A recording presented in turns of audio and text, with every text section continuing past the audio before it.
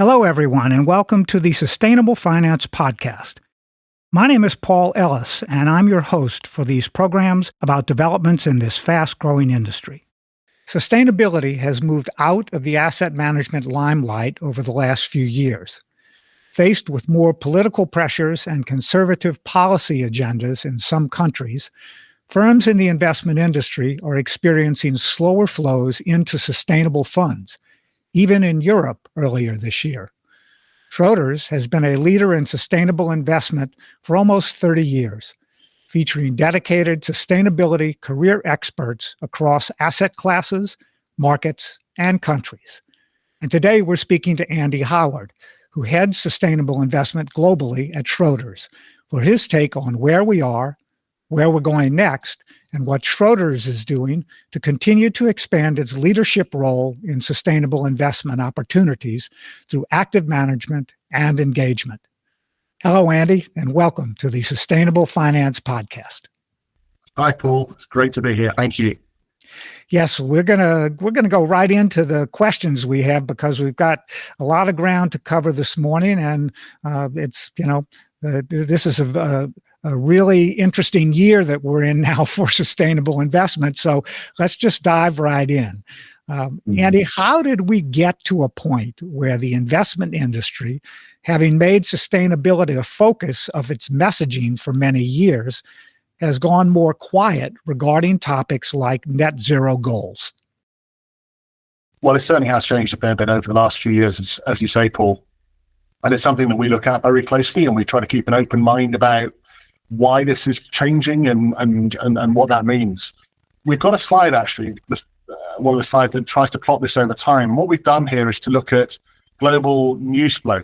So this is looking at news stories globally on the topic of sustainable investment. And it's sort of combining two things. One, the volume of news on sustainable investment, and then two, the sentiment of that news. So is it more positive or negative? And the higher up the chart you are, the more news there is and the more positive it is, and vice versa. I think you can see a couple of things. One, there was a bit of a period a few years ago where it got pretty peaky. Maybe go back to sort of 2021, 2022, it was getting pretty high, and there was an awful lot of focus, and there was an awful lot of noise around sustainable investment within the industry. And then secondly, obviously, then more recently, that has come down. But I'd say the other thing that one notes from this is that the trend is sort of fairly firmly upwards over the last 10 years or so, that we can actually sort of meaningfully measure this. And I think there's the two things. There's an upwards trend that is still, in our view, going to keep on moving in that direction. But then there will be cycles, phases, and changes within that trend. And I think that's what we're starting to see at the moment. The reality is we are at a time where, you go back to 2021, I think it's quite remarkable that you've got over 12% of the investment industry's total advertising spending was on globally, or was on sustainability and ESG topics. It's well under half that number today. And that period where it sort of felt like, as you sort of alluded to, every asset manager had pictures of icebergs on their website, and it sort of felt like everyone had sort of become focused on sustainable investment, sort of got a bit too carried away, potentially. And I think we've been through, obviously, something of a right sizing. The period when you had, frankly, half the world's asset management industry signed up to industry initiative like the Net Zero Asset Manager Initiative or Climate Action 100 Plus.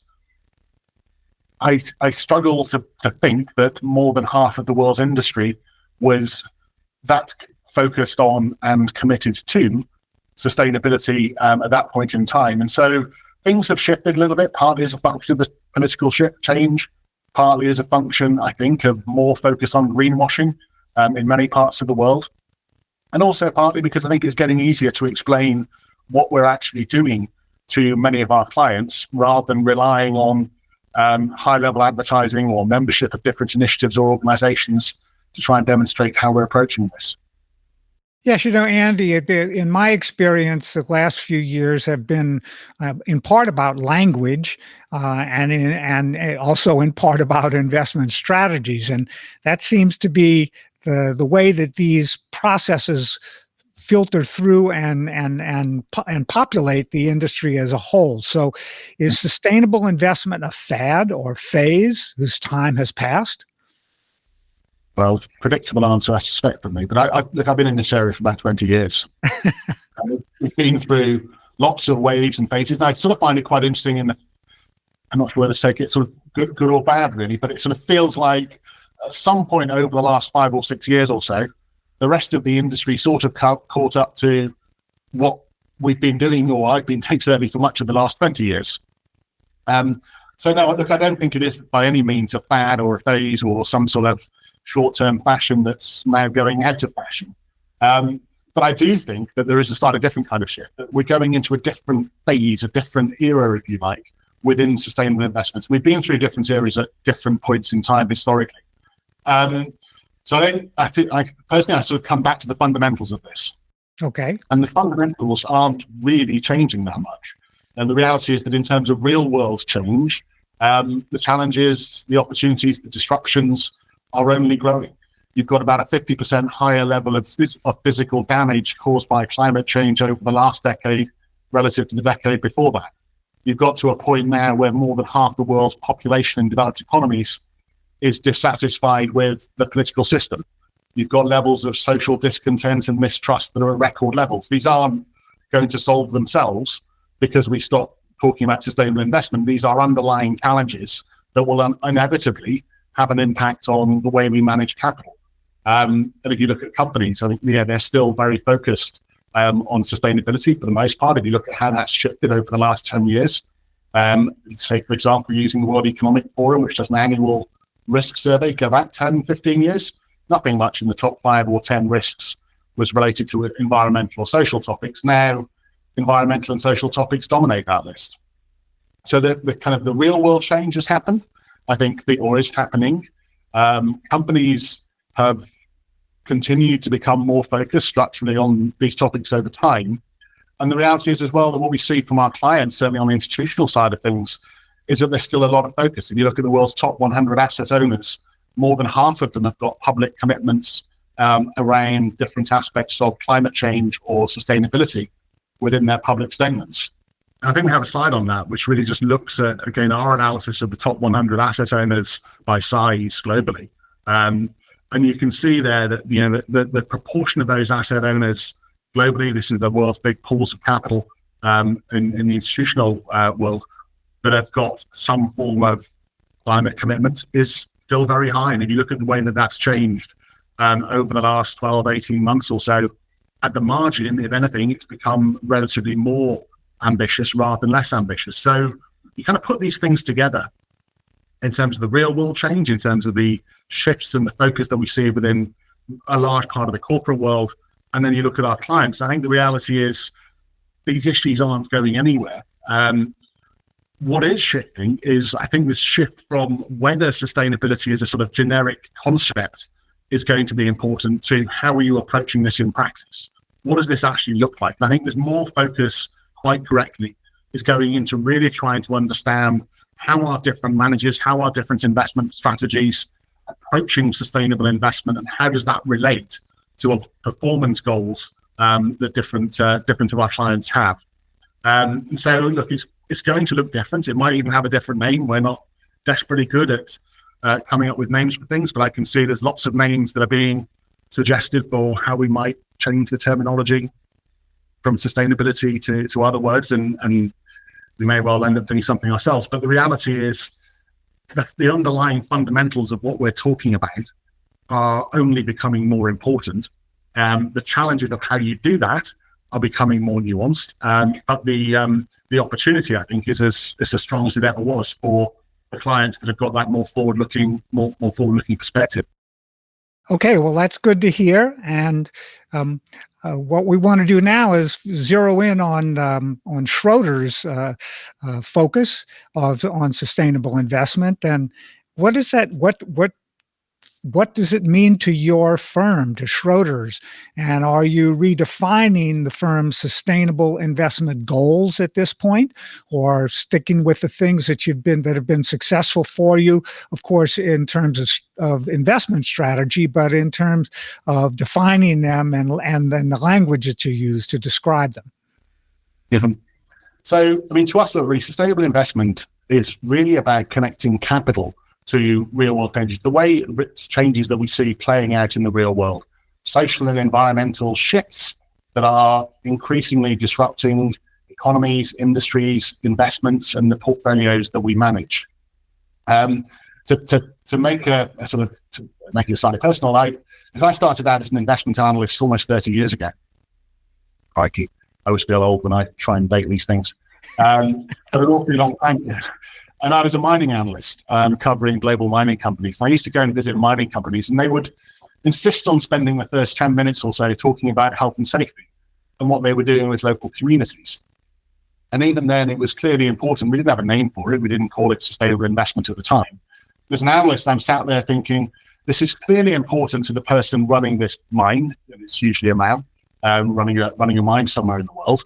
But I don't know what to do with this in my investment decision making. I don't know how to put it into my model. I don't know how to consider this when I'm trying to look at how much this company might be worth. And what became clear to me was that there was this gap between what we were doing within the investment industry in terms of trying to understand businesses and how much they were worth and what made them successful, which was mostly staring at annual reports, financial statements, and trying to work out how much money a company might make this year and next year, versus the things that within businesses were just intuitively, obviously, parts of what it meant to run a successful, healthy company. And really, to my mind, the importance of bridging that gap has only got stronger, as many of those challenges at a macro level, whether it's around, say, environmental issues or social issues, have become more important. We've seen more regulation in those areas. And the importance or the opportunity, similarly, to bridge that gap with data and analysis has become much more mature, much more robust, and much more possible than it was in the past.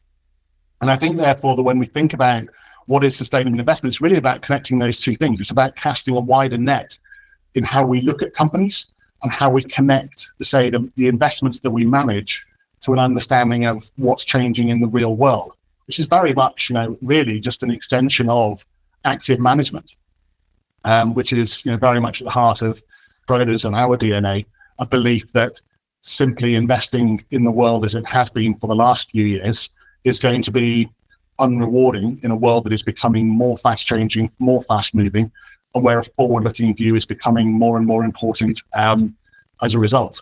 So in terms of our approach, no, it's not really changing in terms of redefining the goals, the strategies, the objectives. And I should say as well that we don't really have sustainable, this might sound a bit weird given my job title, and I'm not meaning to do myself out of the job, but we don't really have sustainable investment goals. Our goals are really grounded in delivering for our clients. And that's not changing. I don't think that'll ever change. We're very aware that we're not here to promote sustainable investment as a field, as a philosophy. We're here to identify the factors that we think will influence portfolios in the future and to build portfolios for our clients that help them to meet their objectives. And we're very aware that how we invest and how we do that is getting more complicated. So not redefining objectives, goals, but I think certainly where we're focusing our attention is shifting slightly. First of all, in terms of which issues do we look at? Not every sustainability issue is an equally important or powerful investment driver. The reality is that some areas have got a higher level of social or political scrutiny and therefore have more financial relevance, and some areas are perhaps more likely to play out over the longer term. And so it's about being focused on the right topics, those topics that are moving into and becoming more financially material. It's about how you approach those areas. So rather than, I think, where a lot of the sustainable investment industry has been for much of the last many years, really, which has been defining sustainability based on the characteristics of the company. So you have a sustainable portfolio comprises companies that are already sustainable, whether that's low carbon or with good ESG ratings or whatever else it might be. Where I think we're seeing more focus, and certainly we're putting more focus, is on how do we think about the outcomes that those companies and those portfolios deliver over time. So rather than thinking about solely which companies are low carbon today, thinking about which of those companies or investments that are decarbonizing over time. And as companies improve, as companies transition, they can unlock value. So if we look at this over the last, say, 5 years, for example, companies that have been able to decarbonize most quickly relative to their sectors have outperformed companies that have done the least quick or the slowest rate of decarbonization by about 4% a year.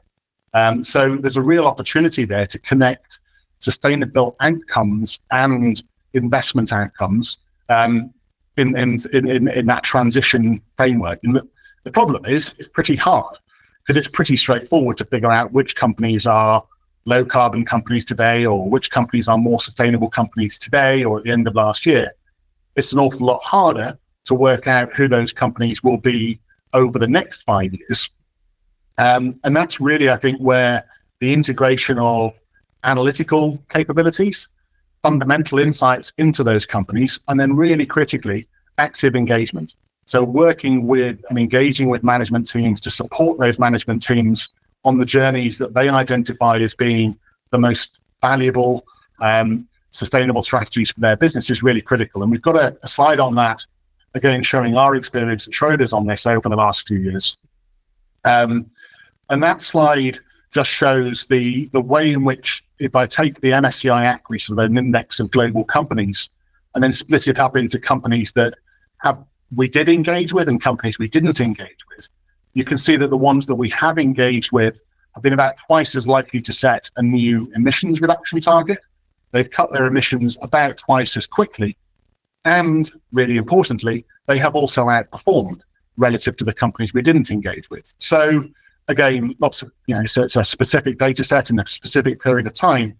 But the reality is similarly that it can unlock value and it can create better performance outcomes for clients where we do that effectively. It's really good to see the tracking of the data that you're displaying for our audience, Andy, and that's one of the things that I talk to people about every single day. And the key, I think, in all of this, obviously, over the longer term, is what you're hearing from your clients. So, how is that going? How's the interface with your clients going related to these types of this type of focus for them in their portfolios and for the industry as a whole, with Schroders at the head? Yeah, look, and I to echo your point on data, I think it's really important that we view the world as it is, not the world as we might like it to be. I think one of the areas possibly where parts of sustainable investment have run into some challenges over the last few years is where you try and think about the world as you would like it to be, rather than necessarily the world as you actually see it. And the reality is, hence my sort of point at the beginning, that we are seeing the shift, and we have to have an open mind about are there areas in which some of the criticisms at times challenging and difficult to hear. Where are there valid elements to that, and where are there less valid elements to that? But to your question on clients, there's no simple answer. I always find it quite interesting as though sort of clients have never been a homogenous group of clients. They're all different. And that's becoming, I think, more and more true. There's a bit of a tendency oftentimes to sort of paint this as a transatlantic divide of North America or the US and Europe as being on sort of two entirely separate ends of the coin.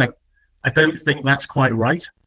Some of the most thoughtful, engaged, ambitious clients we have are in the US, and similarly, some of the less genuinely engaged and thoughtful clients also sit outside the US. So it's really a global shift, and I think what we're seeing is this, if you like, more fragmentation as this field of sustainable investment has matured. I think we're seeing different organizations, figuring out that there are different areas that they focus on. So for some organizations, it's really all about climate change. For some organizations, there's as much of a focus on diversity in some cases, or nature, or human rights, all play different roles. So, and these are really different topics. So what does sustainability mean to different clients can look very different. How are they going to go about investing in that area? Again, can look very different. Some organizations have got very specific sustainability objectives, for example, reaching net zero or decarbonization, or investing in specific solutions that deliver sort of positive changes in the world. And some organizations are much less focused on those topics. But the one thing that brings them all together, pretty much, is a desire to generate returns, to generate investment performance for their beneficiaries of whatever type, over whatever time frame. And so I think whilst we see that, yes, there are things like net zero targets and goals, the focus on the trade-offs, the questions about how does this impact the way that the performance that we're going to deliver has become a much sharper focus over the last few years.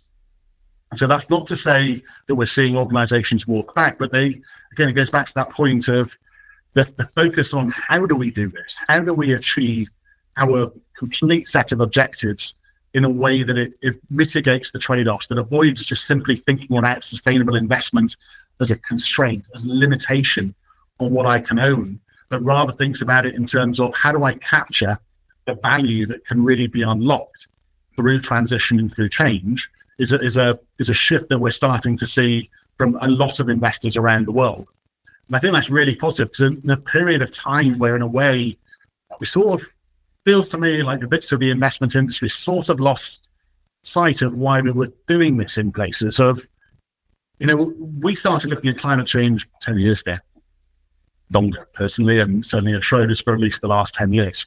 And we didn't do it because, there was a net zero asset manager initiative or any other common targets floating around. We did it because we could see that there were growing risks, that it was going to become increasingly important for us to think about proactively in the way that we built and managed portfolios.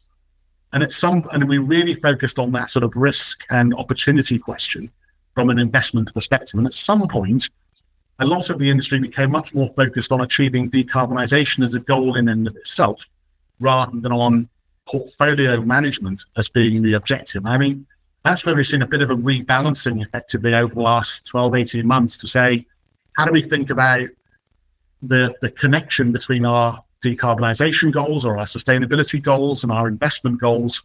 Where are there trade-offs? Are we comfortable with those trade-offs if there are?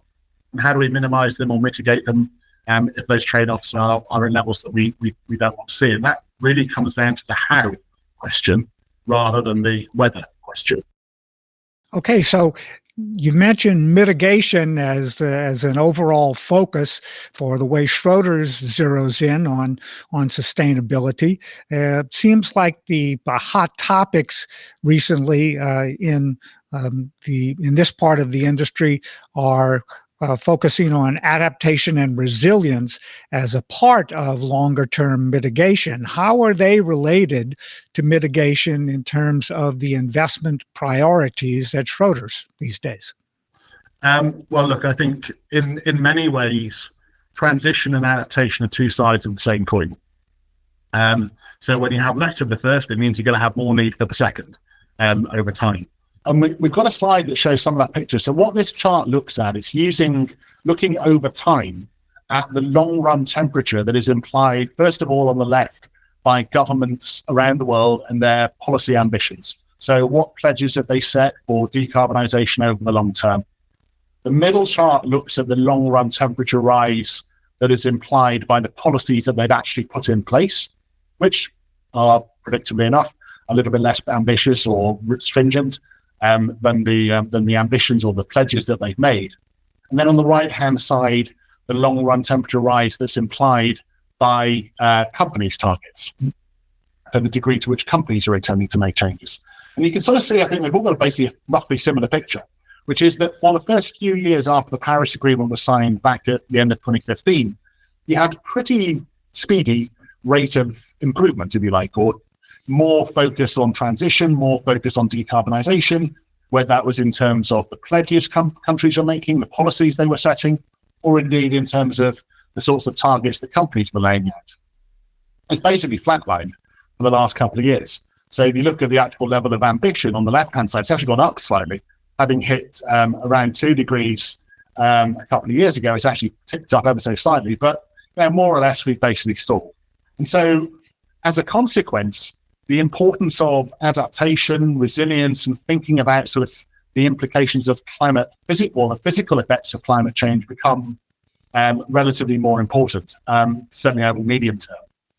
There is a caveat, however, which is that because you've got about a decade or more lag between emissions being released and actually manifesting or creating physical changes in the atmosphere and in weather patterns and in physical disruption, you can sort of say the future's already happened, as in the next 10 years or so will be dictated by the emissions that have already been released and what the activity that we've already seen over the last 10 years and prior to that.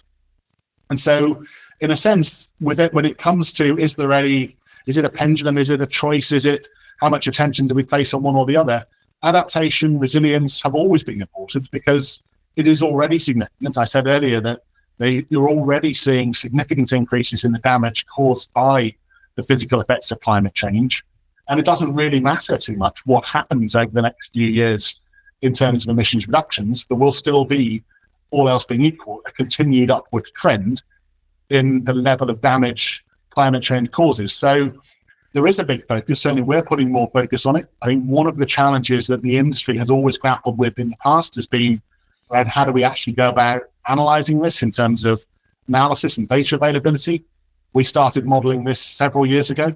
And I won't bore everyone with the details, but really trying to assess essentially a sort of an insurance type model of the way or the sort of level of exposure or risks that individual companies face. As data has improved, we're able to expand that and to extend that into other areas with a view of really trying to assess portfolios as a whole, because I say it's not a choice. You don't decide that you're going to be exposed to climate change, physical or transition risk. All portfolios are exposed. The only question is how exposed and how effectively are you managing that? Is it proactive or reactive? Where it gets a little bit harder, I think, on the adaptation and resilience side of things is around the, if you like, the sort of thematic opportunities piece. So McKinsey have got some numbers where they estimate that about 11% or so of total adaptation funding comes from the private sector, so pretty low.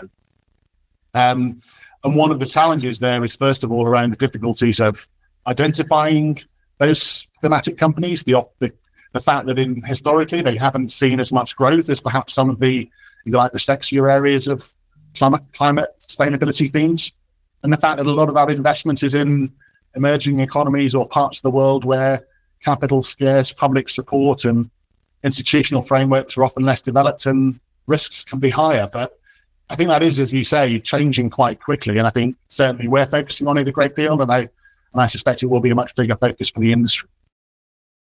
Okay, so let's just talk a little bit now about nature-based investing. It's obviously, as you were saying just now, there's some time involved in from when carbon goes into the atmosphere and lots of other issues related to climate change, and it starts to manifest in the real world and have the impacts that it's having.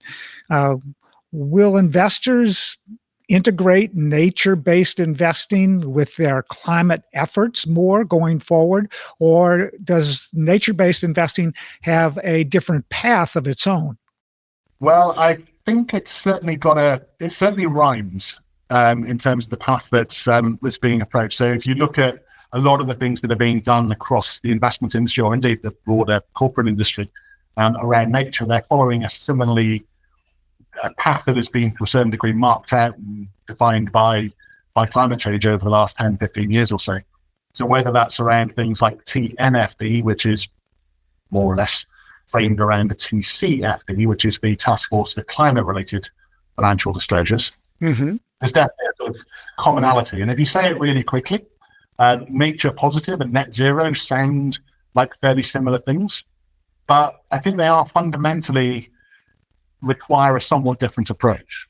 In a way, I mean, you can think of climate change as both a subset of the effects of nature loss and also one of the drivers of nature loss.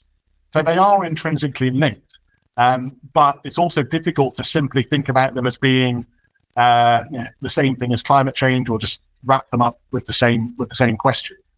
One of the problems is that you've got lots of different areas that you're trying to bring under a single umbrella. So deforestation, water, ocean pollution, species loss.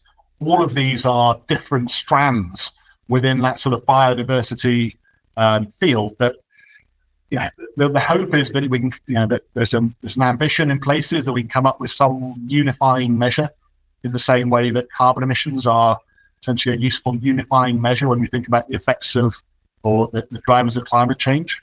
But it's probably going to be slightly elusive. I mean, we can see that there are a few measures that are being developed in different places, but the idea that we're going to come up with this one tangible thing in quite the same way is probably going to be difficult. So I think we have thought very hard about what's a sensible way of doing this. Our starting principle has always been to focus on what are we trying to measure, what are we trying to assess, and then to develop the best analysis we can with the data available to us, rather than thinking what data can we find and how do we turn it into a score. And I think this is quite a good example of the importance of really starting with logic rather than starting with data. And in this case, what we've done really at Schroders, and it's been a big focus for our organization over the last few years, is to state the problem as we want to understand the risks that companies will face through the effects that their business has on nature.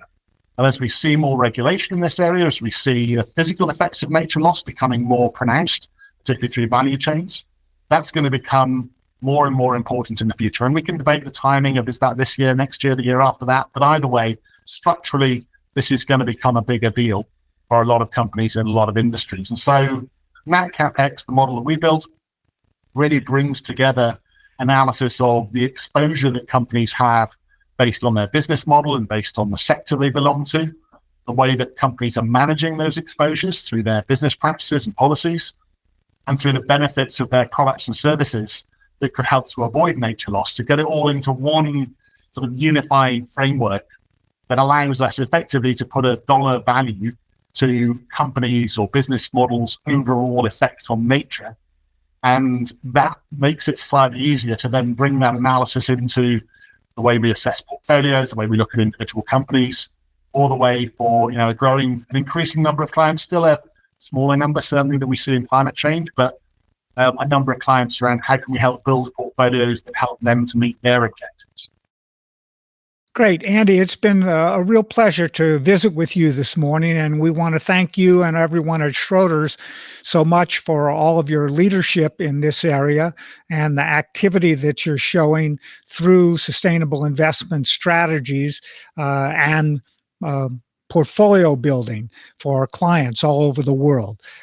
Where online can followers of the Sustainable Finance Podcast go to learn more about sustainable investment at Schroders, and how can they contact you regarding the topics that we've discussed in today's episode? Brilliant. Well, and let me just say as well, Paul, thank you very much for allowing me to run all the times I spent for today's discussion. It's a topic, as you might imagine, that feels very passionate to me, and thank you as well for everything that you've done within the industry as well. Really important, I think, to be able to have this sort of discussion. In terms of contacts, the Schroders.com website has got lots of information that we published on this topic and many other topics. And the other place I think is LinkedIn, where myself, my colleagues in the US, Marina and Stepanovsky, and others are also very active and always very keen to connect. Great. All right. Well, thank you very much for your time today, Andy. And we look forward to putting this program up so that our followers can get more in touch with how Schroders is focusing on sustainable investment today. And my name is Paul Ellis. This is the Sustainable Finance Podcast.